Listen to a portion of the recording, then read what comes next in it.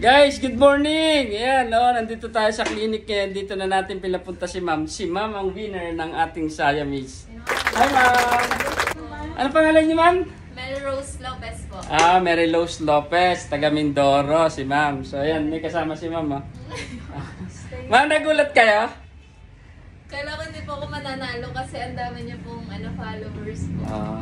Sabi nyo kasi, hindi kayo titigil hanggat hindi kayo napapansin niya. Napansin tuloy si ma'am. Sabi ko kay ma'am hanggang sa Korea. Pag pumunta ka ng Korea manonood. Magkukorean si ma'am. So, ay ma'am, yan ako. Si ma'am nahiya.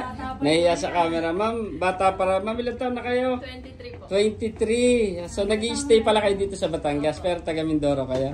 Ma'am, ano yung nyo? Nung kailan, paano nyo unang nag-cellphone? Kaya nakita nyo kayo pala yung nanalo.